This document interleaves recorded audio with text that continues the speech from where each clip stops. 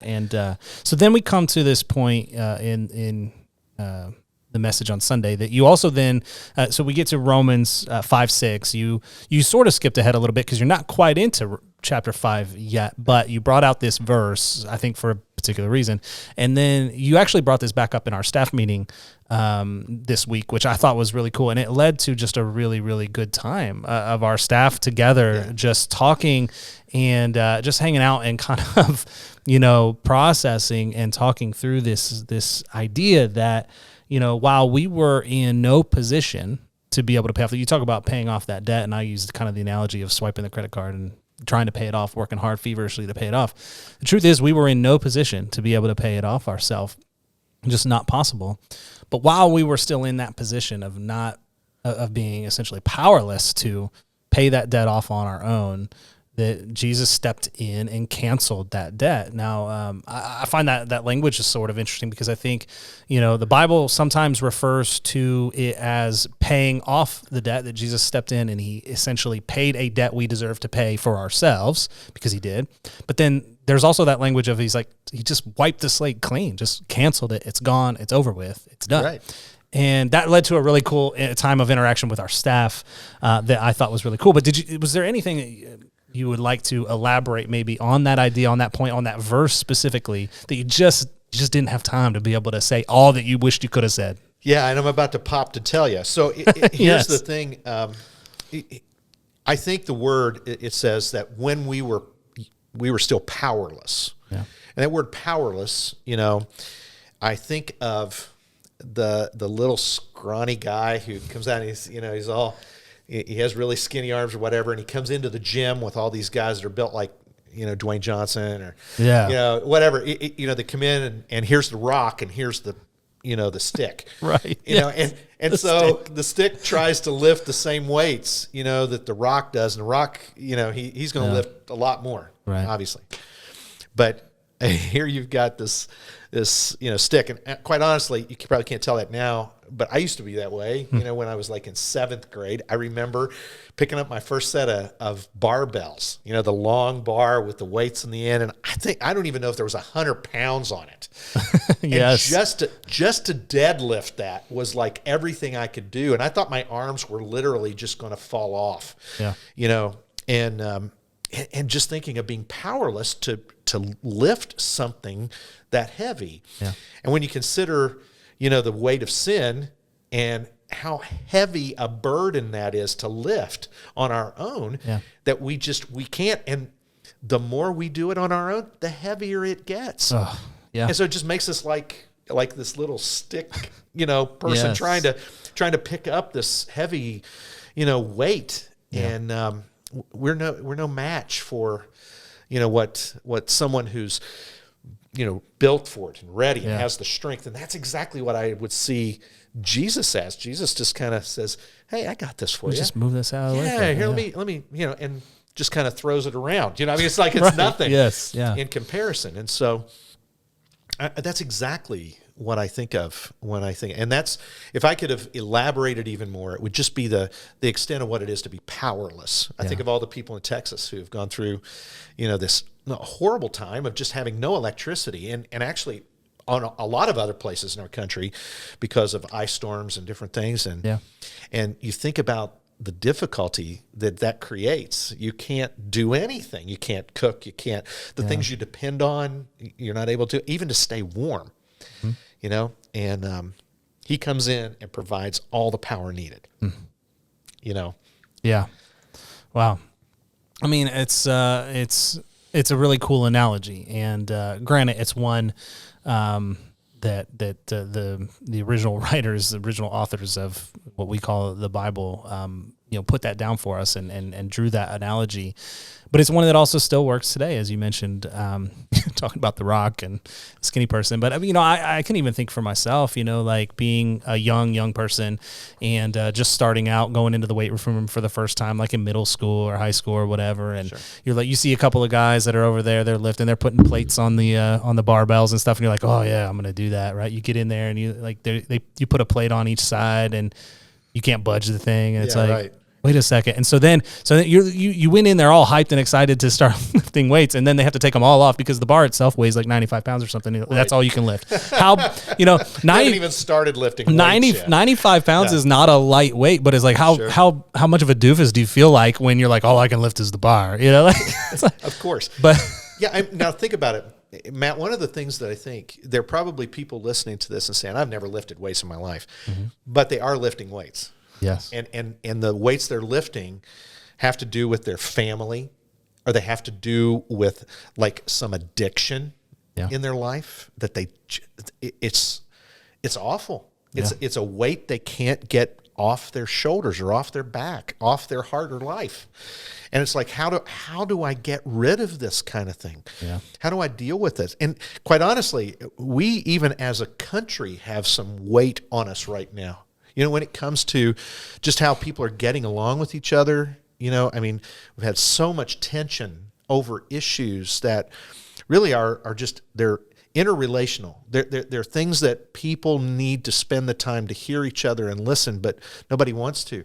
Yeah. And quite honestly, it has created this disparaging, deficit between us and God, and we just don't even think of him anymore in some ways. Yeah. And it's such a sad thing. And I think people are trying to carry that weight without realizing, at the core of it, Jesus is the only one who can carry that weight, because most of those problems we're talking about, the issues we're having with all of that, if you have problems with an addiction in your life, let's say, really ultimately it's because sin is creating a you're tempted, and then it's not wrong to be tempted, but it's wrong when you act on the temptation and go forward with it. And so you find yourself in a pit.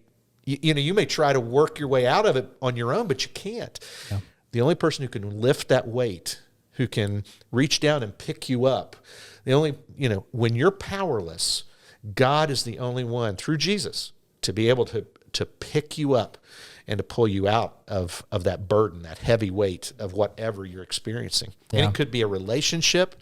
It could be your marriage is just falling apart. It could be situations at work. It could be actually financial issues or debt, and you're like, I got to solve this. How can I solve it? And the more you try to do it on your own, the heavier it becomes.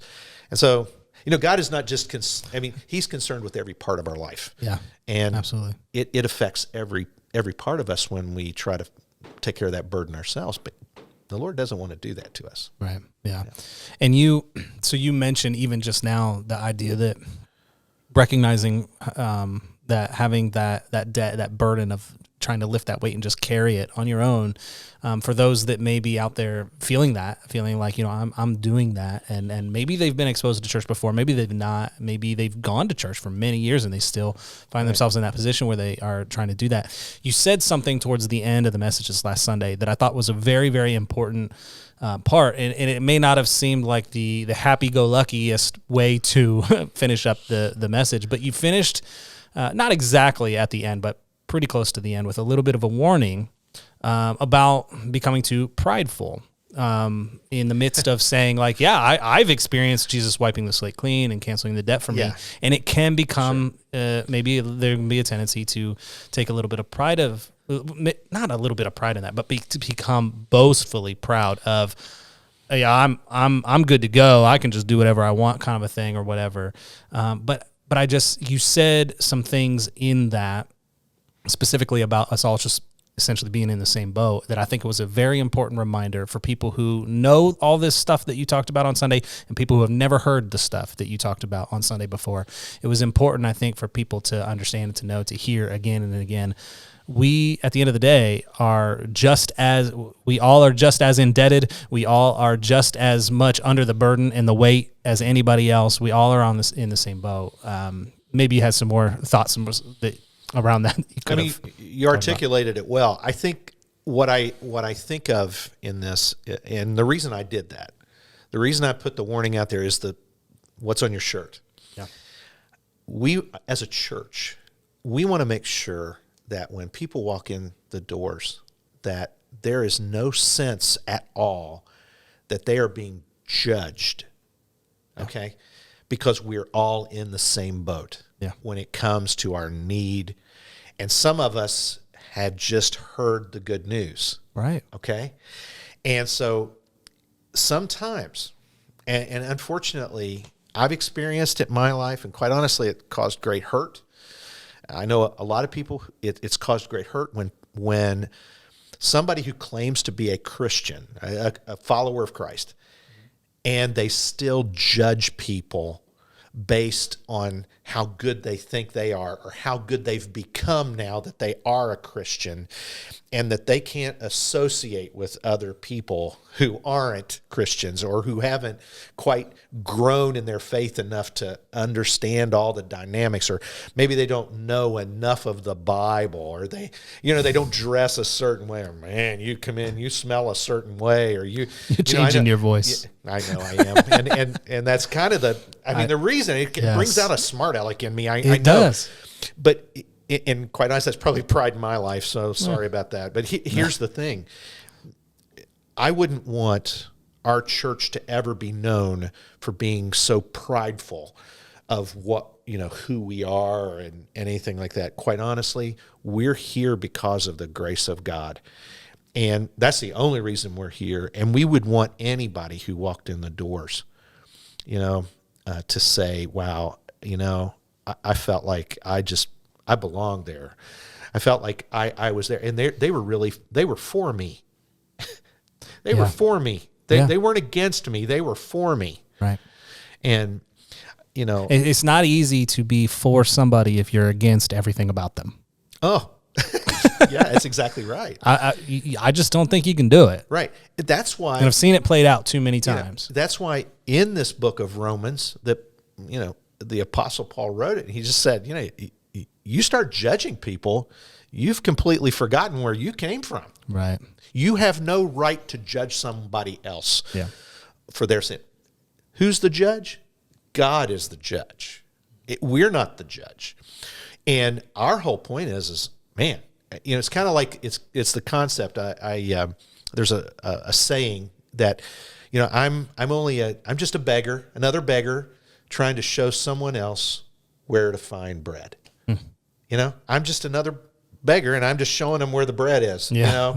And that's the point, because you know where you've been, and that's what gives you the heart for other people. And that's why I think most of Jesus' ministry, he talked about how important it was for his followers to love other people and to point them to the love that only he can offer. Yeah. And I recognize that it can be easy to lose sight of that. Mm-hmm. That's why I think it's important to have passages like the ones that you talked about on Sunday, and to have messages. I'm not trying to pump you up in any unnecessary way, but preachers willing to talk about that, right? To just say, look, we're all on the same level. We start in the same boat together, because the good news of the gospel truth is it can't be a pride boosting, type of thing. It shouldn't be. It was never meant to be. There's really no room for arrogance or boastfulness in it. But instead it should very much be a humbling thing. This humbling thing of, I was so indebted, and I had no power to solve that problem for myself, and I had no right to claim it for myself. I had no right to say I deserve for someone else to act on my behalf to do it. I mean, that's absurd to think. And so all of us are in that position. There's nothing, but it's so humbling to say, despite the fact that I was powerless to do it, despite the fact that I absolutely don't deserve it, he still stepped in and did it. And that, if you were to experience even something remotely similar to that just on the street out in the world today, it would be humbling, right? If you are a wealthy person and you go into McDonald's and you get in there and you're like, oh man, I left my wallet at home. I don't have any cash on me. And I don't have a return trip to home planned for several hours, and I'm starving hungry. and somebody is like, here's $5, go ahead and get yourself something to eat. Like, that would be a very humbling experience, I would think, for just about anybody. Right. I would think so. So who does that in the first place? Yeah. Someone who has really an unconditional love for someone else. And you only get that love, like if that really happened to you in a restaurant, you walked up and paid for somebody else who needed that. They had a need, or you get to a grocery store and somebody's gone through and they, I've seen this happen many times, and quite honestly, I'm very thankful to watch my wife pop up there and say, we got the rest of it. Just put it on ours, and quite honestly, that in itself, to give that opportunity. But that's exactly what Jesus did for us. I mean, here we are. We're trying to pay for our sin. We're trying to make things right. We can't. Yeah. And what's he do? He comes in and pays it and then gives us here's a blank check. Yeah. Right. To pay for everything else that you'll ever need. Yeah. And it's unbelievable, but that's really kind of the thing he tells us to do then, is to go out and show that unconditional, connection to people, showing that unconditional love that he had for us. We show it to other people, and that's how they come to know him. It's the greatest example of what he did for us is by showing it to other people that way. Right. And it's a humbling thing too, because of something that will come up that you haven't gotten to yet. And I don't want to steal too much thunder from it, but just this idea of, you think about becoming boastful or prideful because of what Jesus has done in your life and thinking like it seems counterintuitive. It doesn't make any sense. And yet it's so easy for it to happen. And it does happen. And it can happen to you and to me on a daily basis, just if we're not guarded for that and watching out for that. But later on in Romans, talks about, so what then? Should we just continue to sin so that grace may abound, right? It's boastfulness and pridefulness in the way that he talks about it here in Romans 5:6, or the way that we've been discussing it here today, is a sinful thing in and of itself, right? That's a problem. That's not a good characteristic or behavior to have. And so the idea is, would we just go on continuing to act that way so that we can say, I want to make sure that, Jesus died for enough, right? Like that like, I just want to keep making sure that we need more and more and more of that. No, the idea is not that you would just keep on doing that and keep on doing that, but that you would become so grateful and humble enough to say, I know that I can continue to sin because he paid for it, but I'm not going to. I'm not going to keep just doing the things that I know I shouldn't do. Sure. He has the ability, though, to conform us to his way of thinking, to transform us, really. Yeah. Later in the book of Romans, which I won't even get to that in this series, but there is the statement that we shouldn't be conformed to the world anymore. The way we used to be without Christ. We shouldn't be just letting that be what conform. We're not conforming to that all the time. We're actually allowing him to transform us and renew the way we think, renew our passions, our desires, everything that motivates us.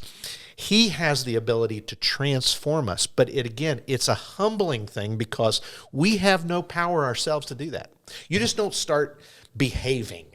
Right. This isn't about behaving.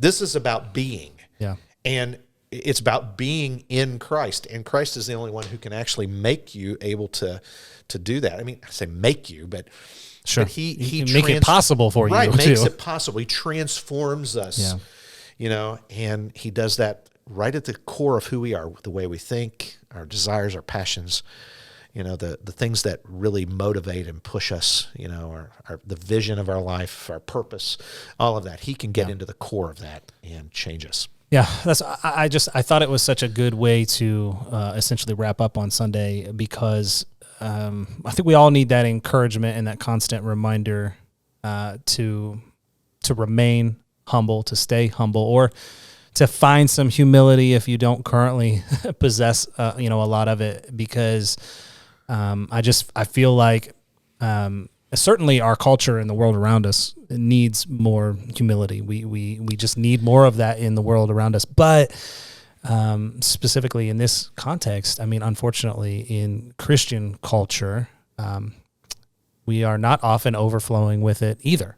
And we should be, and just need more humility about us and about the people that we are, and how we carry ourselves, how we look at other people, whether they are church people or not church people. Yeah, that's exactly right. Because we're all on equal ground.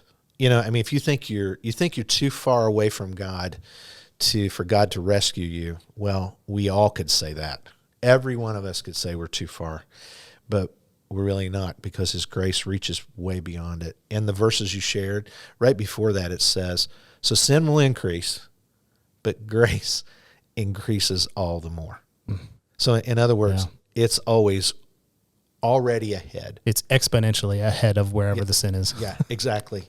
And so, you know, that's the beauty of it is that you can never out sin the grace of God. It remains sufficient no matter what. It's always there's always enough of it. Absolutely. Yeah. Oh, I mean, that's the cool thing, and that is the gospel truth. Now, there's more messages to the series, so you're going to want to catch those. So it's not completely finished yet, but that is really the core and the essence of what the gospel is all about. It's there for us, and we all need it.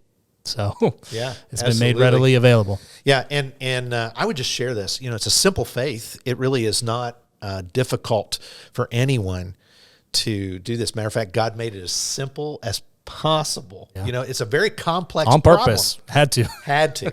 It's exactly right, because he knew I needed it. That's right. I needed to be simple for me, for sure. But I can tell you that it's a complex problem that he simplified with a solution.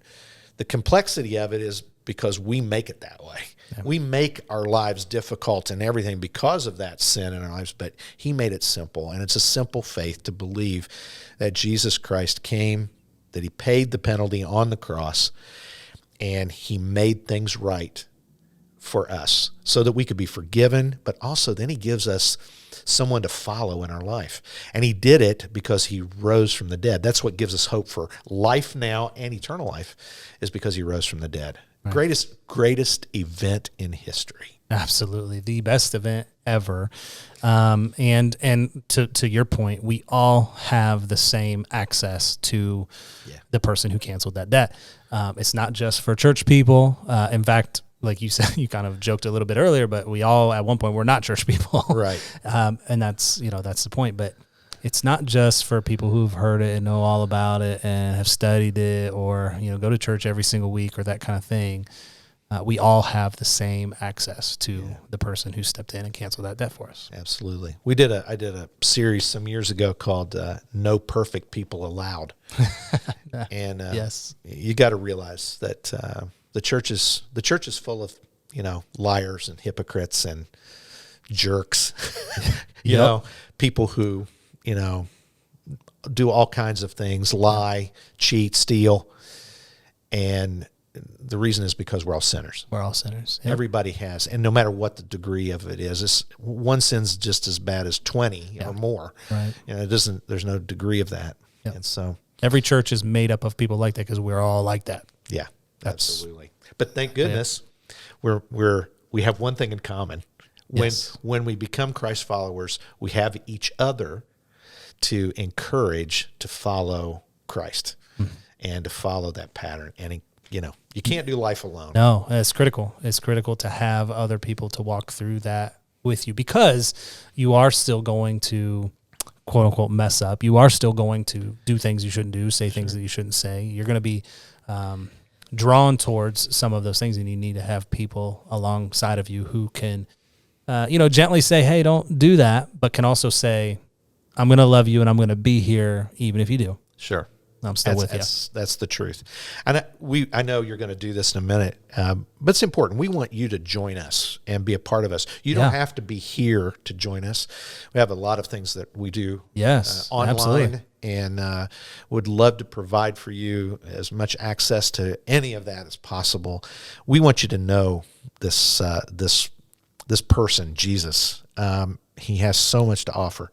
And if you already know him, but you're maybe struggling and growing, maybe you're not in a growing relationship with Jesus. That's why we're here, is to lead you and give you things that will help you do that. And so we want to make that possible.